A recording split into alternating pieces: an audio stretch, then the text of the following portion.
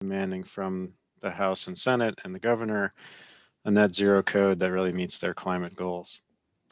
Now, we were aware of that desire, and we know that we'd been advocating for net zero buildings in our projects.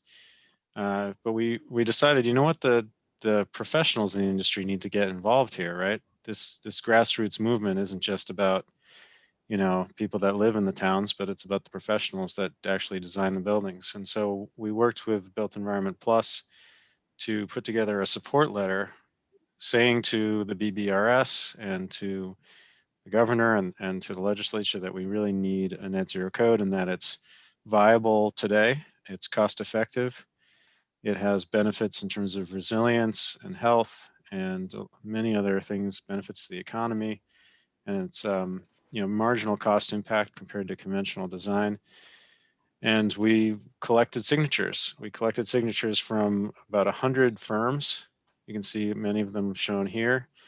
And 1,500 individual professionals also signed on to this net zero stretch code support letter. But when we brought that petition to the BBRS, they said, yeah, thanks for bringing your prop, but we don't want petitions. We want a proposal. So we said, all right, we'll take on that challenge. We'll write a net zero code proposal. So we put together a group of professionals, experts in net zero buildings, engineers, architects, contractors listed here as a technical working group to develop a net zero code proposal. We also teamed up with a number of nonprofits that have been advocates for sustainability and carbon reduction, as well as specifically addressing codes and renewable energy and efficient buildings.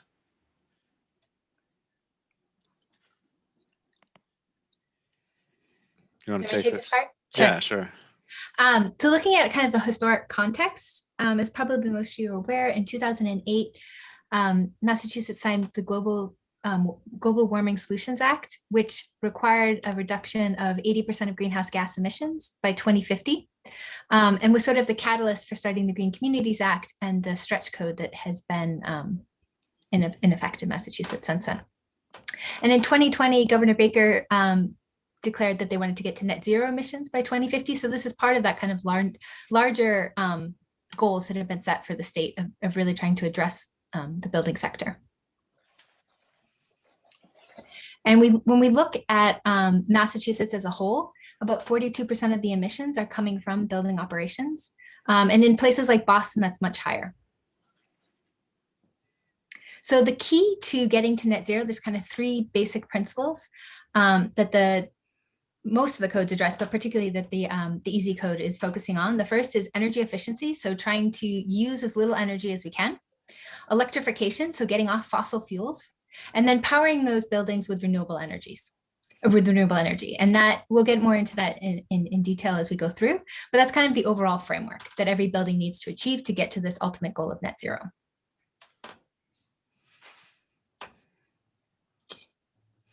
Do you want me to do this one? Yeah, go for it.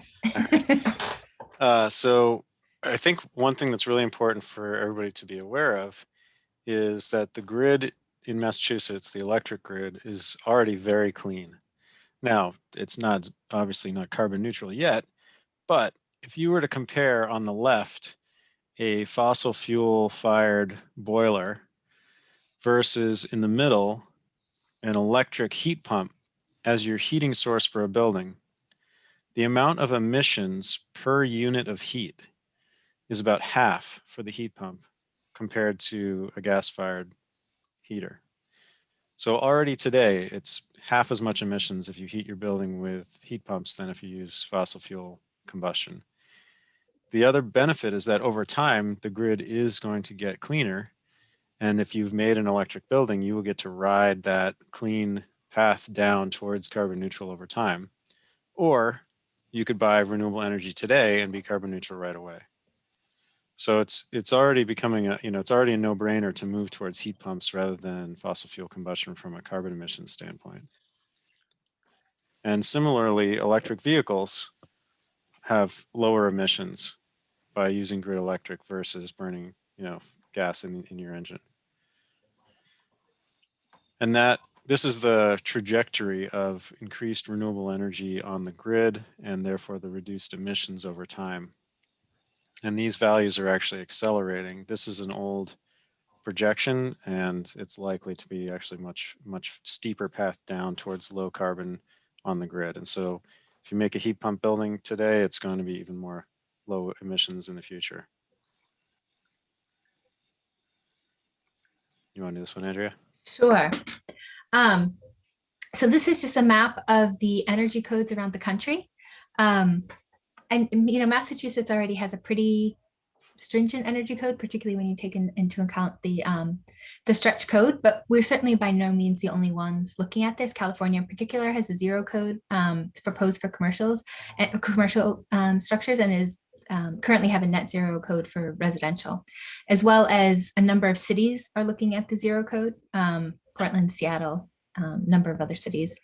And because of the way that codes are promulgated in Massachusetts, a lot of the cities like Cambridge, Boston, and Somerville who want to get to net zero for their buildings now and are trying to do so, they can't put out a different energy code. And so the way it's being handled right now is through different zoning regulations in a lot of those communities.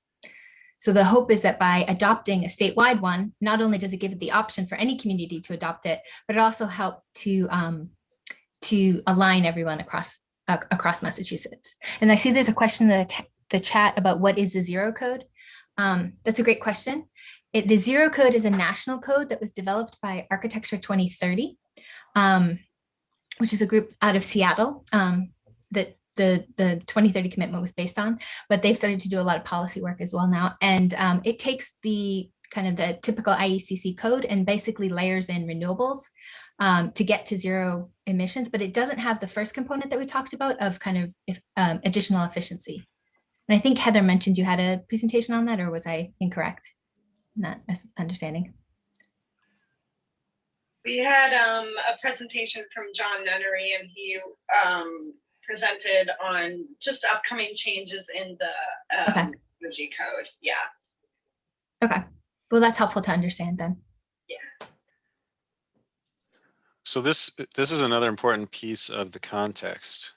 So this is the timeline for the energy codes in Massachusetts. We're currently under the 9th edition revised, which uses the 2018 IECC, and the stretch code is the ASHRAE 90.1 2013 with amendments.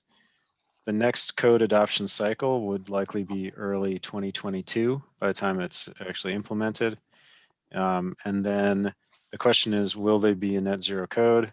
And if so, or an ultra high efficiency code, depends on what the legislature decides in the next few weeks. But ultimately the easy code as it stands today as a proposal is not going to be adopted outright.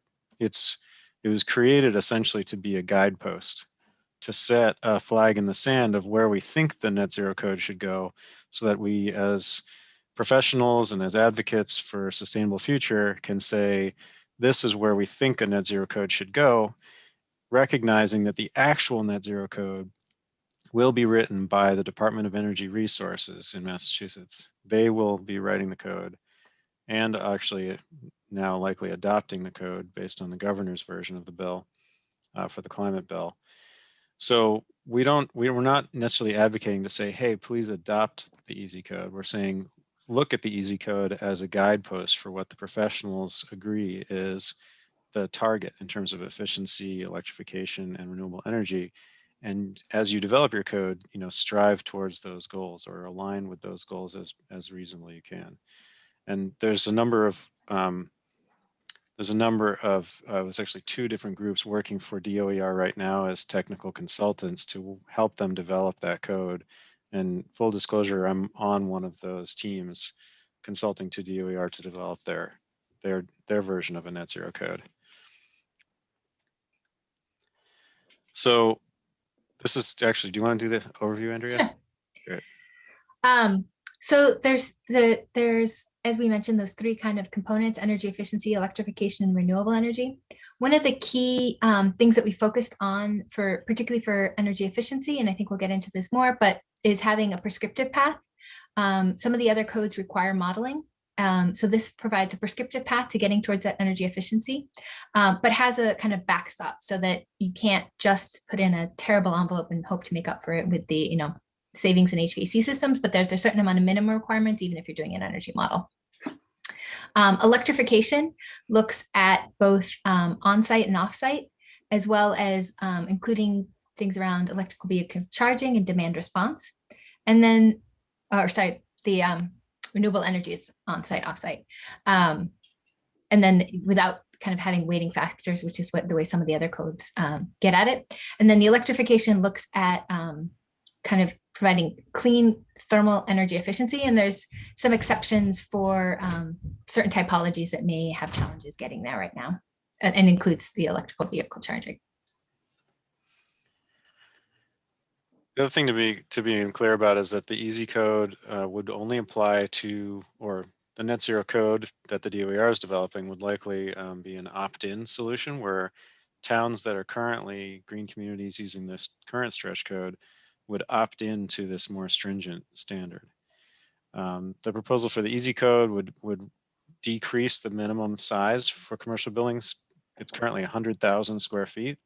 We were recommending that it basically apply to almost all new commercial buildings even over 5,000 square feet. So that's to be determined what range, minimum threshold will be set for that, but it's hopefully will be less than 100,000 because there's a lot of buildings, especially in these smaller towns that want a carbon neutral code where they're not as frequently building buildings that are over 100,000 square feet. And it doesn't apply to low-rise residential. So there's another process of developing a net zero standard for residential. Yeah, that's currently being worked on by a number of people. Right. This is, I think, an important subject because there, as we mentioned before, there's a couple of kind of versions of what is a net zero code that are out there. So the zero code on the left, as Andrea mentioned, is just using the code base in terms of efficiency. There's no additional efficiency. It also is silent on the topic of combustion and fossil fuels. And then it focuses really only on renewable energy, and it has a series of different weighting factors that would apply. So for example, if you buy Texas wind, that's already been built, say 20 years ago, and by buying that renewable energy credits, you're not really moving the market, right? Those wind turbines were going to be there whether you bought those cheap RECs or not. It would say, well, that's worth less. Let's derate that, but it can count if you buy enough of it. Multiply it by 20 to get to your compliance. So on the right, for comparison purposes, the EASY code very much focuses on efficiency and load reduction first as its primary objective. In second step is to make the building combustion free with some exceptions.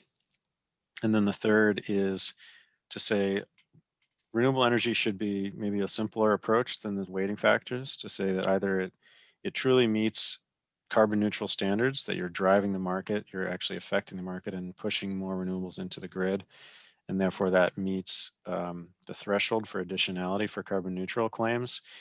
And once you've met that expectation, you just get a 1-to-1 ratio, right? There's no weighting factors involved once you've met that carbon neutral goal. One of the things that's worth understanding is that the AIA zero code does not meet the definition for a stretch code because it doesn't have that energy efficiency beyond code. It actually only has the renewable component.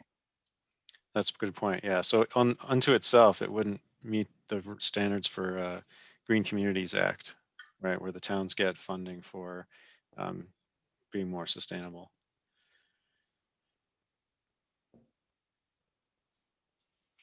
Do you want to just kick this off? Sure. So the energy efficiency, the prescriptive path, it focuses on particularly high performing envelopes. So it takes a lot of the kind of values of passive house in particular, as well as focusing on energy recovery and kind of high performance heat recovery, and then heat pump capacity.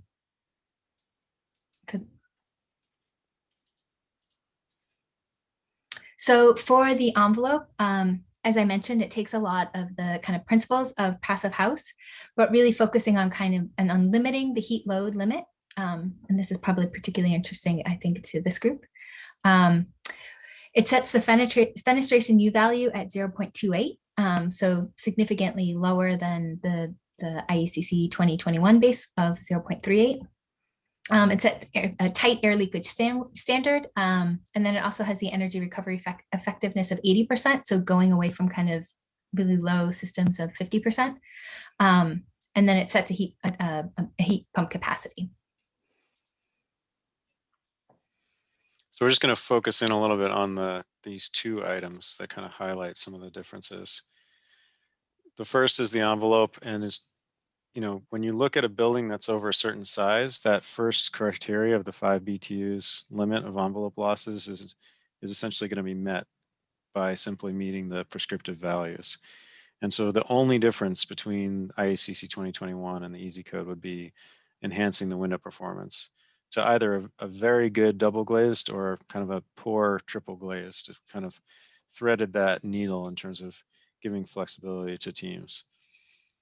The other piece is the energy recovery effectiveness, and the code right now is an abysmal 50% minimum, which is, you know, I haven't worked on a project in a long time that had that poor efficiency. And so what we're doing is increasing that to 80%. And there's benefits to both of these. On the envelope, you can likely eliminate perimeter heat. And on the ventilation heat recovery at this level of effectiveness, you basically have eliminated the need for any preheat of that ventilation air. So these are not just add-ons in terms of cost, they actually can save construction cost. And it also helps with the goal of going towards an all-electric building by really minimizing those heat loads. Yeah, exactly. I mean, so just those couple of measures can get you to about a 50% reduction in heating load. So that was the prescriptive path. If you want to just check the boxes and you don't even have to do an energy model, you can use that pathway. The alternative is to do a performance path, so you can stay with your, you know, normal stretch code approach of doing an energy model. But we did add some backstops to that to say, you know, energy modeling is not perfect. We want to make sure that you don't go too far off the, you know, guardrails from an efficiency standpoint. So the logic behind that is, if you look at the trajectory of the energy codes over time, you can see the subsequent years by year after year of new energy codes coming out and increasing efficiency or decreasing the amount of energy that buildings consume. And then overlaid on that are the stretch codes. And partly because of the delay in terms of adoption, and also the sort of small incremental reduction that the stretch codes expect, you can see there's not a lot of performance that we're getting out of the stretch code currently. What the zero code proposes is to go back to, it's using the 90.1 2016 or 2019 version of the ASHRAE standard. It uses Appendix G, which references all the way back to 2004 as the baseline. And then it ratchets down your consumption relative to that to say, well, if we're going to use that old baseline, you have to do much better relative to that baseline. Now, there's a couple problems with that. One, as we mentioned before, is that it doesn't actually push you beyond the code minimum from an efficiency standpoint. The other is that you have a kind of a large deadband of potential risk in the model, right? So imagine if you have a model that's very, very explicit about all of the efficiency measures that have to be in the baseline, and they're very strict, and then you have to beat that by a certain small percent, you know very accurately that you're probably going to be, you know, in the right range of performance. The risk of the zero code and using the new 90.120, you know, Appendix G model is that with such a poor baseline and such a large percent savings that you have to achieve, you've actually increased your room for error in that result. And so there could be potentially more variability in the different, you know, results from different modelers. So again, that's the logic behind why we feel like a prescriptive backstop is really critical, even in the performance pathway. So the performance pathway uses the ASHRAE 90.1 Appendix G approach. It basically matches the zero code and says, yep, absolutely, that is a good performance path. But let's add these backstops. And so in blue, you can see we've set backstops that are similar to the prescriptive path, but more lenient. So 8 BTUs of heat loss instead of 5. 0.33 U value instead of 0.28, 0.12 air leakage instead of 0.10, 75% effective instead of 80% effective heat recovery. And so that gives you more design flexibility, you know, both architecturally and mechanically, but ensures that you don't go too far down, you know, the path of going to poor performing systems, even if you comply overall. So the next section is electrification. And the first piece of that is to focus on minimizing fossil fuel combustion. Now we know based on the Attorney General's ruling that to explicitly say that you cannot have any on-site combustion at all is probably going to run afoul of the DPU ability to regulate public utilities. So we decided to come up with two potential compliance pathways so that there's some flexibility in it. So the first option is clean thermal energy, which says, yep, no on-site combustion, can't burn fossil fuels, and you can't use more than 1 watt per square foot of electric resistance for heating. But as an alternative to that, you can do very efficient thermal energy. So you can look at your total installed heating systems, both electric and or fossil fuel combustion, and look at the average coefficient of performance, the average efficiency. So a 1.0 COP is 100% efficient. Now, a gas-fired device can't get to 100% efficient, but a heat pump can. Heat pumps can be 300, 400% efficient. And so looking at your whole system, if you look at an average weighted COP, you have to be at least a 1.5 for space heating and at least a 1.0 for service hot water. And so that drives you toward an all-electric solution without saying it has to be 100% all-electric. You can still have fossil fuel for a portion of it as long as it doesn't push you too low overall. Now, there's a lot of exceptions too. Knowing that there are certain building types or certain uses within buildings that are not really ready or maybe are now starting to be ready, but maybe for a code would be a little bit aggressive to impress upon people. So this excludes labs, healthcare, large central domestic hot water systems, commercial kitchens, and so forth. So that it makes it similar to what Brookline did. It made it very palatable because we allowed for any uses that would have a real significant problem with this electrification push. It's also just worth reiterating that this, again, only is applying to commercial buildings and large scale residential. So it's not applying to small scale residential, which has been one of the other areas. And there's been a lot of concern about electrification. So Andrea mentioned before, you know, why are we so focused on load reduction? Well, it really is the critical first step to making a net zero building cost effective. So if you look at a current code minimum building and you try to heat it with a VRF system, you can see each of those little blocks is a condensing unit for a VRF system. You're going to have a lot of VRF condensing units for a large office building, probably more than you're going to want from a installation or maintenance standpoint. But if you follow the easy code standards and you get your load reduced, cuts it by roughly half, as we mentioned before, now you have a much more reasonable level of investment required for your heat pumps, and that's much more manageable from a long-term maintenance perspective. The other big advantage of this is that if you look at the peak electrical load, people worry that a net zero code, if all buildings have to start using electric as their source of heating, that you're going to overwhelm the electric grid. But what we found is that when you reduce the load sufficiently, the peak electrical load is in a normal building that has gas-fired heating is in cooling.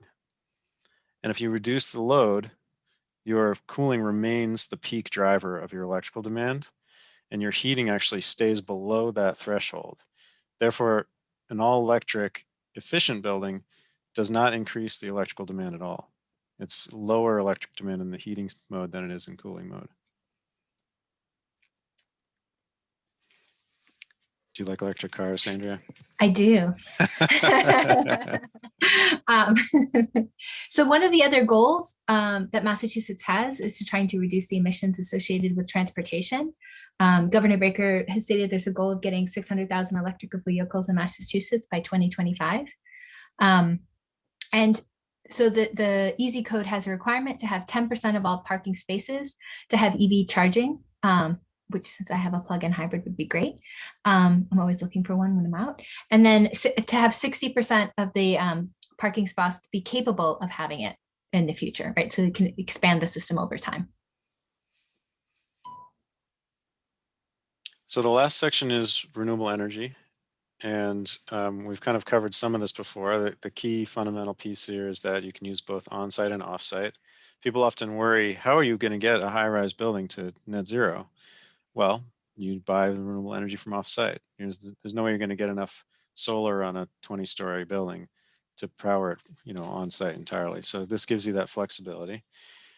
And we do require that the on-site renewables cover at least 50% of the available roof area.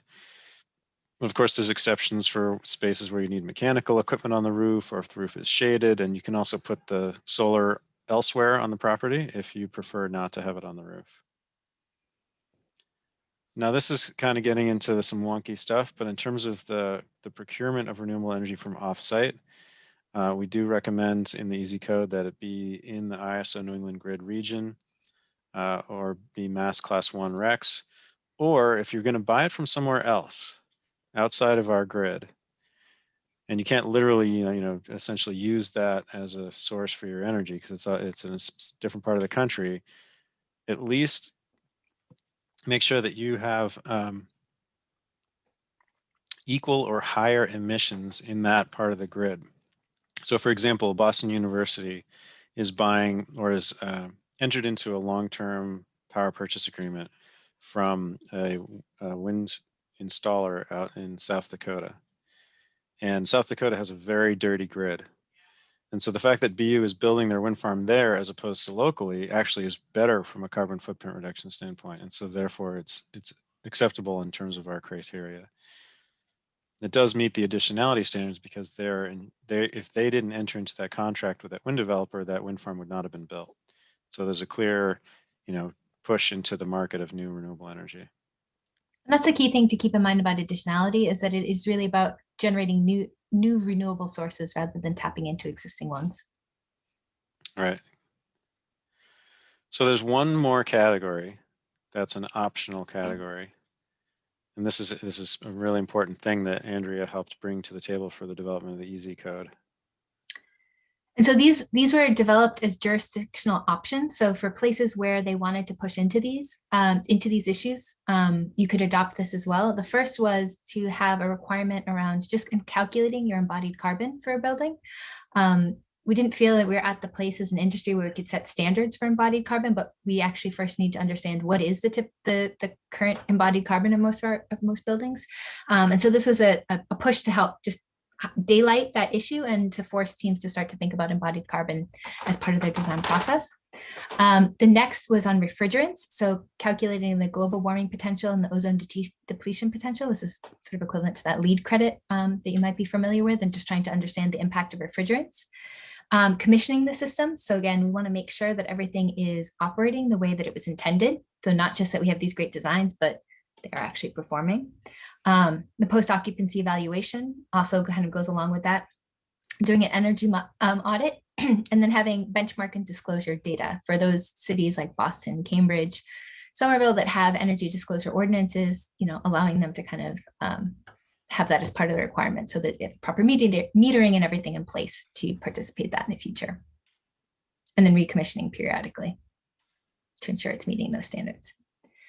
And it kind of goes back to this quote that I particularly like, which is that you can't measure what you don't manage, or you can't manage what you don't measure. And so it's really just about trying to measure the energy usage and understand what the embodied carbon is so that we can start to drive down those things and make sure that we're realizing our goals. So that is our presentation on the Easy Code. I think when we initially started this process, we didn't know if the DOER was going to develop a net zero code or an ultra high efficiency code. We, needed to have something to point at and say, look, this is what a net zero code looks like. And so initially, when we were doing these presentations, we were pounding the pavement to say that we want you to support specifically the Easy Code, that is the code we want. Now, we want to still do the same thing and say that is the kind of code we want, recognizing that the DOER is going to be writing it, but look to the easy code as a valuable point of reference because it embodies our goals as architects, as a professional organization, as the BSA, as AI Mass, that this is what we agree to as the sort of fundamentals and our goals. And there's a lot of ambiguity on what it means to be net zero. And so hopefully this can help to come up with a common definition and a common set of goals of these are the principles of what we think a net zero building should be. So we'd be happy to answer questions. I think maybe we missed some in the chat so far. I'm not sure. No, it looks like we covered those. Yeah, we'll open it up for questions if anyone has. And thanks, Jacob and Andrew. That was really informative. And also, I agree. I think, having some standard for what net zero is important. And yeah, kind of a void right now, I guess, right? Looks like there's a question about getting AIA credit. Oh, okay. Richard, if you look further up in the chat, I think there's a link. I think if you join after you post, you can't see the chat after you. Yeah, I think that's like a Zoom benefit feature that I don't know, for whatever reason, you can't usually see the chat from prior to when you join. But there was also a question around clarifying which multifamily buildings would be included under the easy code. And it is anything 4 stories and greater, just like the current 90.1.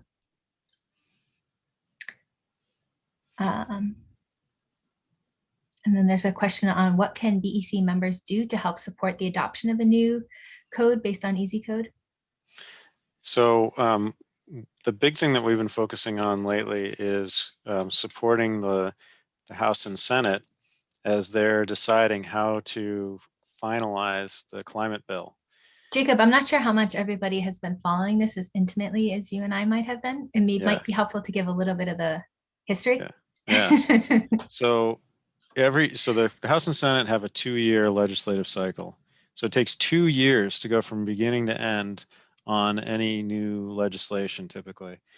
So they spent the last 2 years up until this past, early January, 2021, working on their 2-year legislative cycle. Well, unfortunately, they didn't really finish in time their climate bill. So that the very last second, they threw it over the fence to the governor and said, hey, look, governor, we passed our climate bill finally. And in the climate bill, it says all kinds of great things about renewable energy and carbon reduction goals. And guess what? We want a net zero code for towns to be able to adopt. And it passed with like insane numbers, like almost nobody voted against it. And the governor said, oh, hell no. I got way too many friends who are telling me that they're going to lose money as developers and businesses, that this is too aggressive. I got all these problems with it. I'm going to veto it. So he vetoed it, and the House and Senate came back to the new legislative session this year and said, okay, governor, you want to play hardball? We're going to change the rules so we can resubmit this bill immediately before the new session even really begins. And so they voted almost immediately to pass it again up to the governor for his review. Then he went back to them and said, well, I think mostly you're okay, but I've got these tweaks I want to make. One of the tweaks he said was, I don't like this term net zero. I want to make it a high performance code instead of a net zero code. And so there's a question right now with the House and Senate of what are they going to do? Are they going to accept the governor's language? Are they going to take their original language? Are they going to tweak it? And what's particularly confusing and frustrating is the fact that the House and Senate's language, original language, didn't exactly require net zero code either, because it said that it wanted to create an opt-in specialized code that at minimum has a definition of a net zero building. Didn't say it would define and require a net zero building, it said it would define it. And we're like, wait a minute, I'm not sure either of these versions of the bill actually are going to make a net zero code.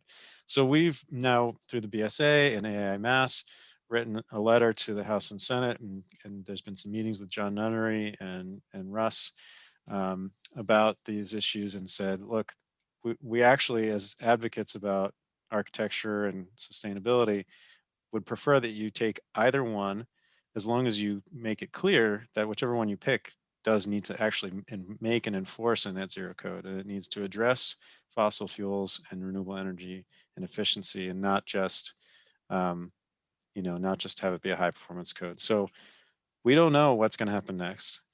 There's little flexibility beyond what we've already done to actually change their minds at this point. It's so late in the process about the language. What's likely is going to happen is behind closed doors, they're going to make the final decision. And then it's going to go back to the floor of the House and Senate. And they're then going to vote yes or no, not tweak the language anymore, just yes or no. And so at that point, we really just want them to vote yes. Even if it doesn't explicitly say net zero, there's so many important critical things in this bill for climate change and at least a high performance code that towns can adopt that'll push the stretch code to the next level, that the thing that we can do is be ready when it goes back to the House and Senate, the floor of the House and Senate for a vote, to call your legislators, your local legislators, and ask them to vote in support of it. So there will be communications coming out from BSA and AI Mass when the time comes to let you know to jump into action. And as Jacob mentioned, it did pass pretty resoundingly the first 2 times they voted on it. I don't remember exactly but it was like something like 128 to like 14 or something, right? So part of it might just be saying, thank you for voting the first time and please continue to support it. Right. But yeah. Greta asked if we should also write letters to Governor Baker. At this point, Governor Baker has kind of given his amendment. So he's made his decision and his comments. It's really in the Senate Ways and Means Committee. So if you happen to know someone on the Senate Ways and Means Committee, you should definitely talk to them because they're the ones that are going to make this ultimate decision of how do you rectify sort of between what was proposed originally and the governor's or other amendments that they may want to consider and come up with a new bill. But unfortunately, it's sort of a small group of people. So the real fireworks that are going to happen next is most likely it will pass in some form. It will be passed. The next question is going to be, what is the code? How is it actually written? What's the requirements? And there's going to be a lot of advocacy pushing against and for making it, weaker or stricter, and including these things like fossil fuels and renewables and or electrification, passive house, and all of those issues. So we're still going into this very nebulous world of okay, there might be a law that says X, but nobody knows what that means yet. So we need to all kind of work together and figure that out. And there's going to be probably some public engagement in the process. So there will be opportunities for people to comment or participate in public events. And so this is probably a year-long process of advocacy opportunities for those that are interested. Yeah, I think there's a lot of opportunity for the BSA and the AI Mass to really show our technical leadership in this, to advocate again around kind of what we think a net zero code should be. There's also a question, Jacob, about cost, which I know you're always great at commenting on. I love the cost question. That is the best question. So let me see if I can pull up. Are you pulling up the study? Yeah, I'm going to pull up the study. Okay. So this is, while Jacob's pulling it up, this is something that this is one of the large reason why developers and some others have pushed back against this, saying it's too expensive. So Built Environment Plus and Jacob and some others have been working on actually compiling case studies of different net zero buildings and the costs. So if anyone has them, they are still actively collecting case studies on the cost implication. But this, the report that I think you're pulling up does a great job of start to kind of quantify and understand the cost implications. Yeah, so this, if anybody's interested, you go to the builtenvironmentplus.org website and you can download the report. You can also, somewhere on here, there's somewhere on here you can submit. But if you can't find that, then you can contact Andrea or I, and we can pass you along to Meredith Elbaum. Yeah, I was gonna say, I can try to find the link. Hold on. Yeah. Meanwhile, I will show you the actual study. So this has been a labor of love for Built Environment Plus and myself and a few others helping make this happen. But so this is the draft report, because we did it in about 9 days from beginning to end, from the first request for people to submit net zero building examples to actually sending this report out to the House and Senate. And we collected 4 million square feet of examples of net zero buildings and 5 million square feet of net zero ready buildings. And this is one of the key pieces that everybody wanted to know about, is how much does it cost to build net zero ready?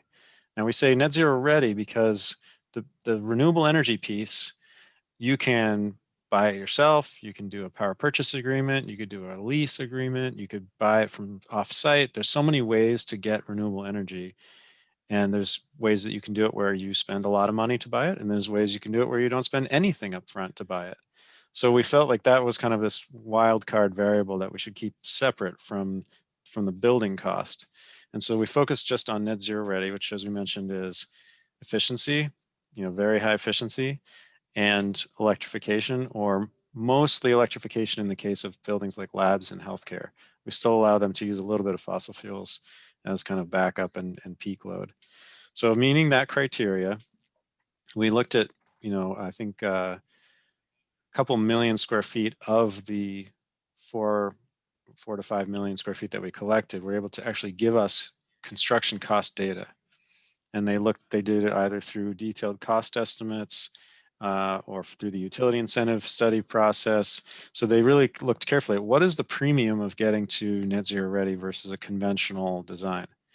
And the results show that the vast majority are within 1% of cost neutral.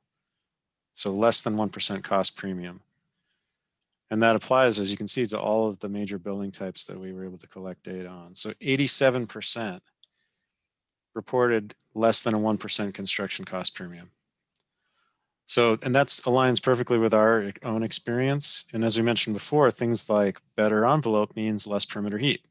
Better heat recovery gives you less need for preheat. You have a smaller heating plant. You have a smaller mechanical penthouse.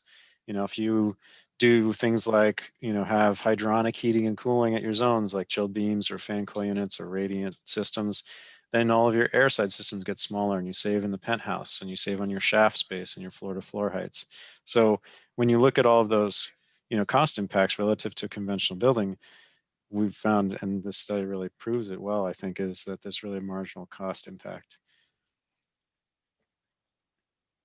There's some other cool data that came out of the study, which is things like, well, how much better can we do than the current code? And you look at a lot of these buildings are more than 40% site energy savings compared to the code baseline, whereas the current stretch code is only 10%. So that's another reason why these towns are like chomping at the bit, like, give us a better code. This is not aggressive enough. We know we can do better. And we looked at, which types of electrification different buildings are using. Some buildings are using air source primarily, like office and residential. Other buildings are using a combination of both ground source and air source, like laboratory buildings, very high loads. K through 12 and higher education, a lot of those are using ground source because these are very long-term investments, right? For a town or for a higher education institution, they're going to have those buildings basically forever. So the investment in ground source, can have a longer payback, but still may make sense for them. And then how are they getting their renewable energy? And you can see, K through 12 and higher ed, they may have a large campus. They may have lower rise buildings with a lot of roof space. So maybe they're using on-site renewables. And then in other cases, like laboratory buildings and offices, which often are more of a high rise or a denser use, those are often using off-site renewable energy. So a lot of interesting data coming out of this study, and this is just kind of scratching the surface of these examples. There was a question a little while back on how feasible it is to transport renewable energy from hundreds of miles away to the source, to the project using it. Is there a % loss of the energy in transportation? Yeah, so people often worry about transmission losses with electric grid. And interestingly enough, the transmission losses are typically under 5%. Now, if you're talking about renewable energy from like, South Dakota to here, well, there is no way to get those electrons directly to your building. And that's why really when we're talking about renewable energy from offsite, we're talking about the certificates that are generated when you make that electricity is a way of tracking that value of that renewable energy. And so similar to kind of the stock market, right? You're able to trade those credits, those certificates, rather than literally plugging your building into a wind turbine. And because the grid, you're offsetting carbon somewhere else, it doesn't matter if those electrons actually make it to your building, they're getting used and you're reducing the carbon emissions. And that's really the ultimate goal. The thing that actually causes most of the losses in generation of electricity is inefficiency at the power plants. Power plants are incredibly inefficient. They wait, that's why they have those enormous, cooling towers you kind of always picture, like a giant concrete cooling tower. All of that cooling tower energy, that's just being thrown away into the atmosphere. And so only say 40% of the fossil fuel energy that's burned is actually turned into electricity at the plant. And the 60% is just wasted. So the transmission losses is actually a much smaller piece of it. There's also a question about if there's data available on how many acres of land are needed to accommodate offsite renewables for different net zero scenarios. So if anybody's watched Planet of the People by Michael Moore, maybe this person watched that film, but renewable energy is not like a panacea, right? If you have energy hog buildings and you just plow down mountains and forests and just put up giant renewable energy fields, I don't think you're really actually creating a sustainable solution. So that's why the foundational element of all of this effort is about efficiency first. Get those loads way, way, way down, then get your renewable energy. So you need as little renewable energy as possible. And then you ideally have as little impact with the installation of that renewable energy as possible. But yeah, there's no perfect solution. We're creating environmental damage almost no matter what we do at this point. Can I say something more about my question? Yeah. I just read something, I think it was in the New York Times, about they want to do a huge solar farm in the desert somewhere in Africa. And they did some modeling and they realized that once they do that, they are changing the microclimate. And in ways, I mean, it's modeling at this point, and I'm sure it's based on some experimental data to some extent. But I just really, it's not just using up acres of forest, but what might we be doing if we had huge areas devoted to solar panels? Absolutely. Yeah. I mean, we're trying to pick the lesser evil, right?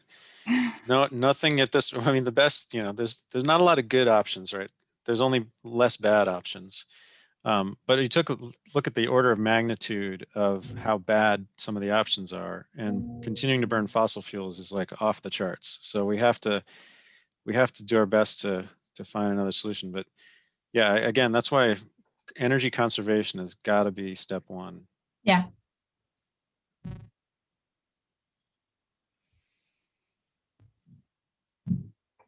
Yeah, I definitely agree with that last point for the building energy efficiency and conservation, major steps.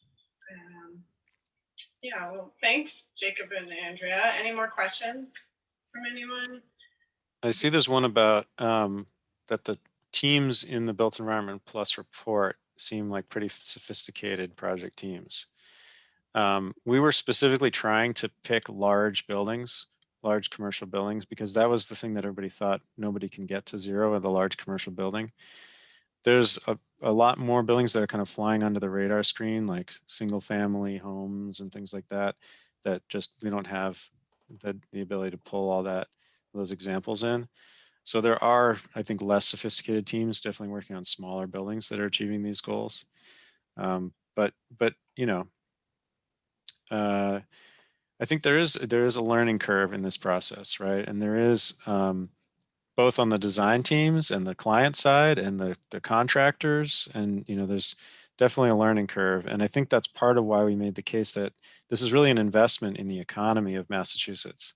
This is not just an added cost. This is actually a way to stimulate the economy. And if the legislature and the governor are going to invest in sources of funding for training and community colleges and things like that that are going to make sure that we have the technical workforce.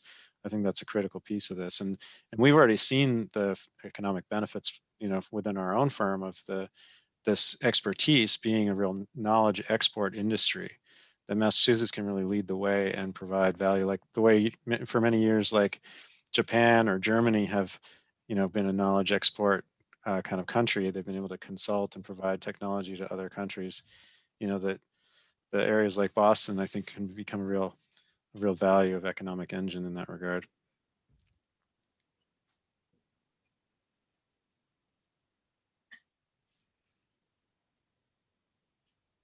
So feel free to reach out if you're Absolutely. interested in getting involved. And certainly through the BSA, there's going to be notifications of when there's opportunities to get involved. So keep an eye on the BSA newsletters. Thanks. Yeah, we'll definitely keep an eye out for that Thanks. information.